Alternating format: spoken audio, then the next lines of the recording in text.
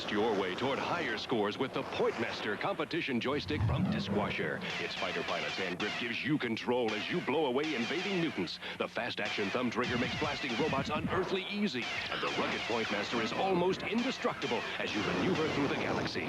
Extend your survival time against gorillas, ghouls, ghosts, dragons, and alien invaders with Pointmaster. Pointmaster is available now wherever you buy video games. One-handed gamers span all demographics.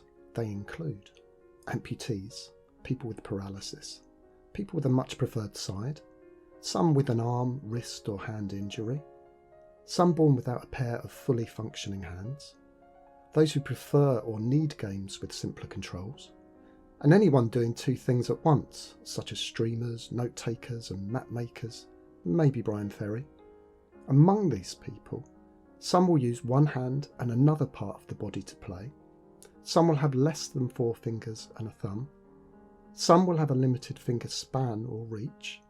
Some won't be able to manage VR and Wii-like motion-tracked controls. Some will only have the standard supplied controller. Some will use something more custom. Some will find play painful. And some will give up if unable to find a comfortable way to play. From the start of electronic gaming, there have been one-handed games.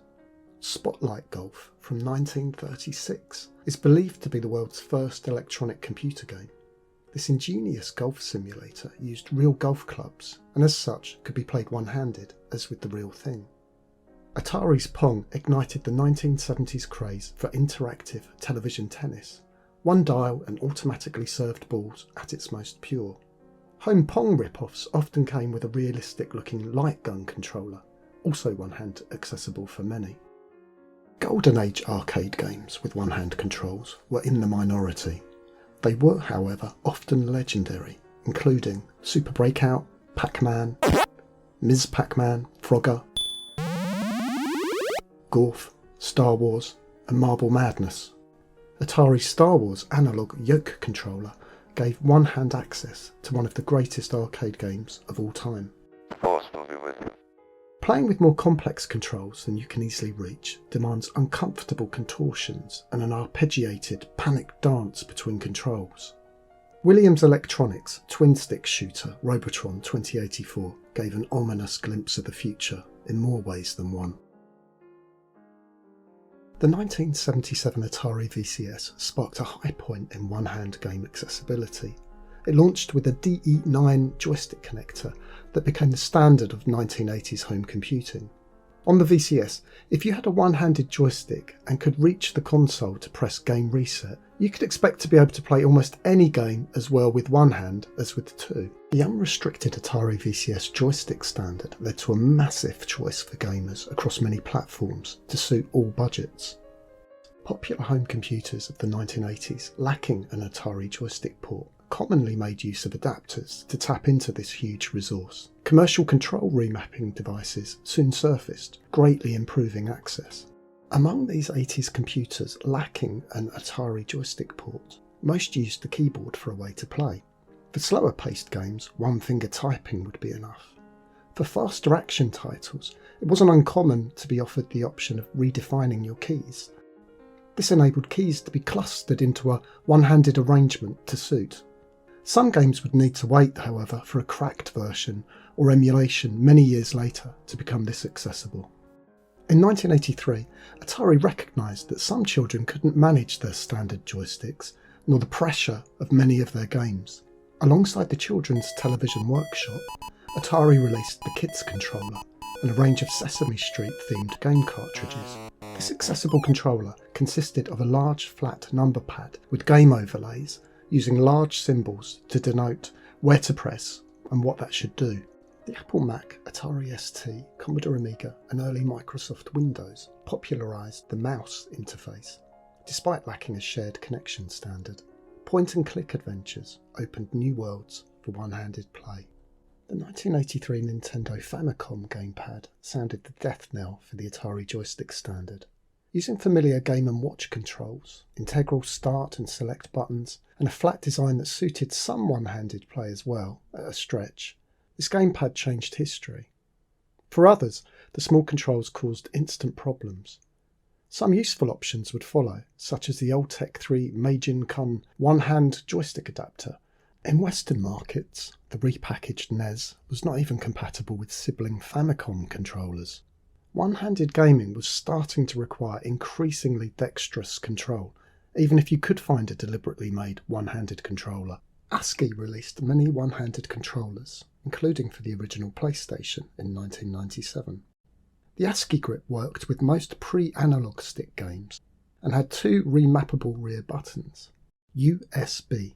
A new hope was emerging with the 1996 Universal Serial Bus standard, designed to make connecting all sorts of peripherals to computers easier. But would these potential benefits take off and follow through to game consoles? 1997 was a difficult year for one-hand game accessibility for two reasons. Firstly, Sony released the Dualshock Controller, their most complex to date, with 2 sticks and 17 buttons. Secondly, it was a huge success, just not for one-handed players.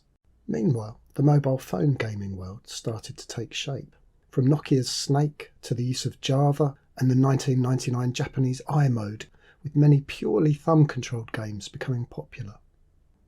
Sony stuck with their original PlayStation console connector for the 2000 PlayStation 2. The PS2 ended up with an impressive array of third-party one-hand game controllers. Mostly these were Japanese controllers, aimed at RPG adventurers, baseball strategists and Super Robot War aficionados. As with the Atari, many adapters would surface to make PlayStation controllers work on other games machines. The 2000 Dragon Plus RPG ambidextrous controller was so popular that the controller was remade years later under the guidance of Consoles and Gadgets in Scotland, who retained the patent, as I understand. In 2005, Microsoft launched the Xbox 360 with restricted USB ports, forcing a proprietary authentication chip check. This technical barrier formed a walled garden that severely hampered controller diversity, the opposite of USB access on PCs running Windows. Eventually, by hook or by crook, people found a way to circumnavigate this so that they could better enjoy Xbox games. 2006, UK game accessibility focused website oneswitch.org.uk starts selling one-handed controllers from £10, about $8. It also shared news of new controllers on its blog, which continues to this day. In 2006, Nintendo went against the grain of ever more buttons and sticks when they released the motion tracking Wii Remote. It was a massive success, opening new markets. This said, not all could manage the accurate gestures required, and the plug-in nunchuck added a further barrier. Of note, some games gave multiple controller options. With Madden 08, EA Sports introduced a family play mode, which gave the options for one- or two-handed play. 2006. USA-based engineer Ben Heck builds an Xbox 360 one-handed controller. This would be the first of many scratch-built controllers, including clamp-on, one-hand gadgets for some arcade pinball and video game machines. His one-handed controller videos have been collectively viewed millions of times. 2007. The iPhone release and popularity alongside Android changes mobile gaming forever. One finger or one finger and thumb accessible games gain massive success, including Candy Crush, Fruit Ninja, Flappy Birds and Angry Birds. 2008. The Ben Heck designed e-dimensional access controller is released for the PS2, PS3 and PC. This wireless controller with swappable control modules sold for around $140. In 2010, Sony rolled out an update 3.50 for the PS3, with a worrying claim that some third-party controllers may ignite or explode, resulting in injury or damage to the user, your PlayStation 3 or other property. At a broad stroke, many previously working devices became useless on the PS3. This included the access controller. A comparatively dry spell followed for mass-produced solutions, with many people relying on an ever-dwindling supply of PS2-era controllers with adapters. During this time, many curious and ingenious do-it-yourself one-handed controller ideas were shared online. Many never made it much further. Around 2010, Evil controllers start to sell one-hand focused controllers in the USA. They remain one of the most consistent outfits in this area, with a steadily expanding range. The controller project is started in 2012 by Caleb Craft. Its mission? To 3D print and sometimes design any solution they can to help disabled gamers for free or drastically reduced cost using a worldwide volunteer network. They also run 3D print design competitions to encourage new ideas. In late 2015, controller remapping options start to roll out for the PS4 and Xbox One, and have happily continued into the next generation. Remapping has remained rather limited, however. As of 2022, very little has improved in console system-level controller remapping. Apple iOS and Android have nothing. The following would help. Full remapping, including analog controls to buttons and vice versa, analog sensitivity adjustment, fast profile swapping, shift options to give buttons a secondary control, auto-fire or latching, Nintendo Switch features such as the ability to remap, capture, share, and the facility to disable individual controls, PlayStation and Xbox to ensure that the options menu button can be remapped to a more comfortable position, and an Xbox-like co-pilot feature. In 2016, OneSwitch developed a method of converting a Sony PS3 navigation controller into a far more powerful one-hand controller thanks to the Titan adapter. Various joystick modes including driving and exploring could be reached from the joystick via a special shift button. Alongside Celtic Magic, this morphed into the Game Control Mixer system the following year. This enabled anyone using one joystick and one or more buttons a way to reach all controls. A one-handed version and a gamebook of ideas for one stick and two button play followed. Finding games that are possible to play with a small number of controls remains a challenge on game consoles. 2017. Julio Vasquez created a simple 3D printed joiner to make a full one-handed controller from two Nintendo Switch Joy-Cons. This freely available 3D print design can be sourced ready-made from eBay and the Controller Project. Some players have complained of the comfort level with such tiny controls in one hand, but it remains an excellent option to at least try. Virtual reality came into the mainstream with the launch of PSVR on PS4 and with various PC options. A handful of PSVR games, including Gran Turismo Sport and Resident Evil 7, included a Dualshock option. No hand tracking required, just standard PS4 controls.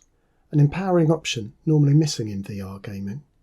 Also in 2017, the Walking VR project explored some interesting experiments in one-handed VR use via software assist modes. VR poses an ongoing struggle for physically disabled gamers. 2017, Microsoft Copilot is launched as an update to the Xbox One operating system. It mimics long-established hardware techniques of merging two controllers to appear as one. This meant that some one-handed players could hold a controller in one hand and use a second controller with a foot to reach more controls, or just play as a team. A forever useful feature, sadly lacking from other consoles. 2018 saw the release of the Xbox Adaptive Controller, the ZAC. This device allows for a wide range of joysticks and accessibility switches to be used alone or alongside a standard gamepad controller with the Xbox Copilot mode. Around this time, PDP supplied a USB one-handed joystick with two buttons, which has since been discontinued. Similar solutions have surfaced. Throughout the USB era, the far less restricted Windows PC platform saw a massive array of controllers and methods for more accessible gaming. 2020, Xbox released their new generation Xbox Series SX, keeping backward compatibility with Xbox One era controllers and features. A massive instant boost for accessibility in one stroke with no need to go back to square one. Two RPG games from Square Enix, Bravely Default 2 and Neo Replicant, came with a far too rare one-handed play mode.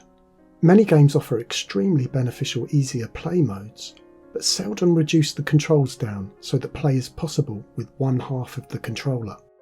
2021 and 2022, Akaki Kumeri releases some of the most advanced one-handed 3D printed snap-on adapters yet seen for the PS4, PS5 and Xbox. Some of these 3D prints can be downloaded from Prusa printers, bought ready-made from Etsy, or requested for free or at cost from the Controller project. Previous snap-on adapters have normally been for far simpler controllers. These 3D prints are today trying to deal with some of the most complex gamepads ever made. They are not perfect in my experience, with stick centering issues, the high level of dexterity needed, and on my PS4 prints, some controls being unintentionally pressed. Fettling, patience and practice is required to get the best out of these, but that these work at all is something of a miracle. OneSwitch.org.uk recommendations. Improve system-level control remapping. Help customers to find suitable games. Offer in-store filters so players can filter out games that require more buttons, joysticks and/or gesture tracking than they can manage. Someone remake the Dragon Plus RPG one-hand controller for the modern era, or something like it. This has an ambidextrous design and it does not require wrist, arm nor shoulder movement to play. Offer a one-handed play option in games. Be aware of what's out there already. News on one-handed gaming can be found at the likes of OneSwitch and Special Effect, and new things to keep an eye on such as BioWave's Proteus controller and Dark Colar's motion control project. Loan library and assessment services such as at Special Effect, Anime Gaming and Everyone Can. These are great places to ask for more help, and there are many more. Funding help can be found from various UK charities, Able Gamers and beyond. And where you can get one-handed controllers to keep, such as from the Controller Project, OneSwitch, HitClick, Evil Controllers and Warfighter Engaged. Keep thinking about what might improve things further. Better one-hand accessible control options are there to be found in the future, and perhaps one day, platform controller access can be more open again.